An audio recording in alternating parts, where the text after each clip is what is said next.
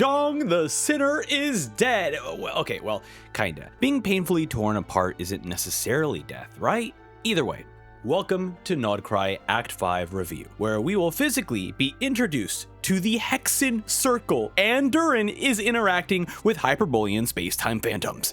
Alice's introduction into the quest is absolutely glorious. Her meta jokes always hit, whether it was her joking about being the final boss, her adjusting the camera for her introduction, or the in the last episode moments. She is just a joy to watch.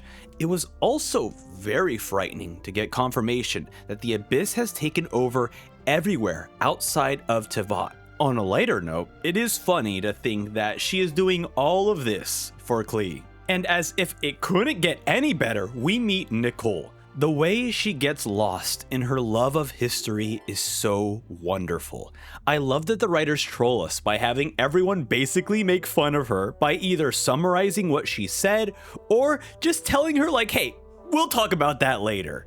And I also just love that we get this glimpse of her competitiveness, because as she is sending Kuvaki through the Traveler to see if she notices that actually the amount of Kuvaki she's sending through us isn't bothering us, and she's getting more and more annoyed at how good we are.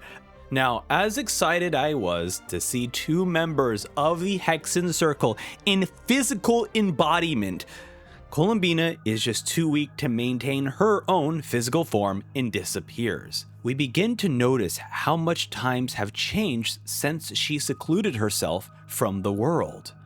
We see how she could have interacted with her friends differently. I also love the investigation work we got to go through with Durin, Albedo, and Hat Guy, because in this moment, Durin is feeling this sense of dread and sadness for seeing these people in the past being killed by these Rift Wolves. And so he is desperately wanting to change the outcome and the fate of these phantoms. And he does it. He begins to learn how to manipulate the past. And what ends up happening is that the phantom begins to remember the help that Durin was giving him. And so we have this like really honest and amazing conversation with a Hyperborean. And this quest ends on an extremely somber moment of sitting by the campfire, telling stories about the past, and the man getting up and deciding to spend the last couple of minutes of his life searching for his daughter, knowing full well that he'll never find her. Also, Dotori is still MIA.